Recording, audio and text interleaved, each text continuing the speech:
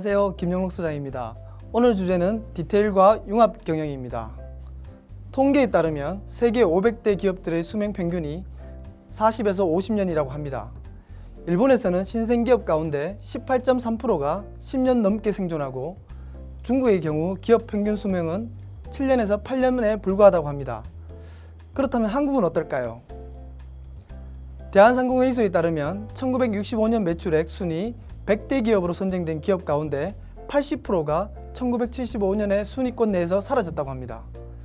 그 중에서 지금까지 100대 기업의 이름을 올리고 있는 기업은 10%뿐이라고 하는군요.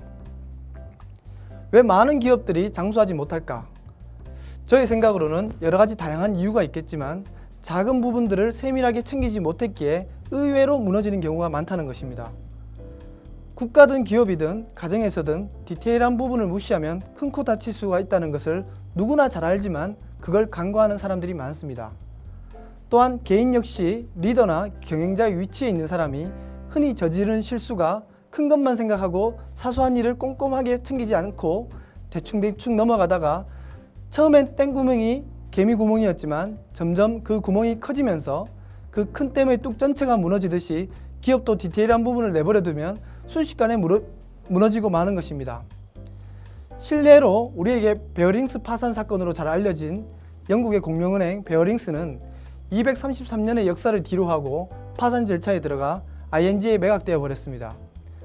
그런데 이렇게 거대한 은행이 매각되기에 이른 것은 28세 청년 닉 리슨이라는 직원을 관리 소홀 했기 때문입니다.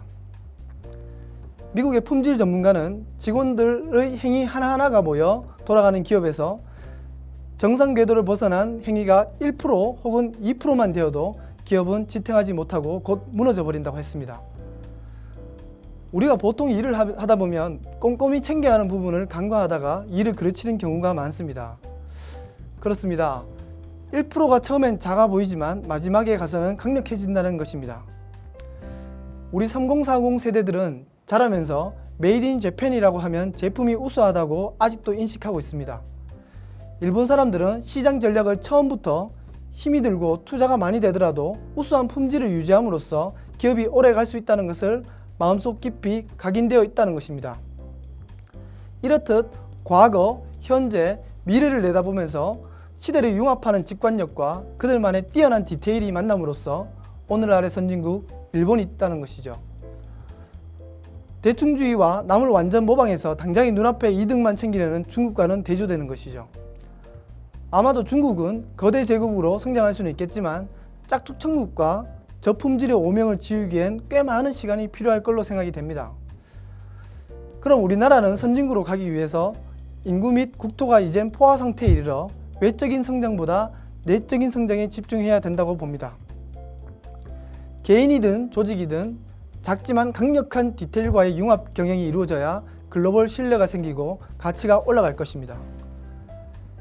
이외에도 리더십의 적절한 승계 부족, 고객과의 시장, 트렌드 무시, 리스크 관리 실패, 윤리 경영의 부재 등이 기업 수명을 단축시키는 원인이기도 합니다. 또 향후 기업들이 미래의 불확실성을 극복하고 지속적으로 위대한 기업으로 살아남기 위해 고객과 긴밀하게 접촉하고 미래 환경 변화와 고객의 필요에 따라 탄력적으로 대응해 나갈 수 있는 역량을 확보해야 합니다. 그리고 무엇보다 중요한 것은 작은 일이 모여 큰 일을 이루고 디테일과 융합 경영이 완벽을 가능케 한다는 것을 우리는 깨달아야 할 것입니다. 다음 시간에 또 뵙겠습니다. 감사합니다.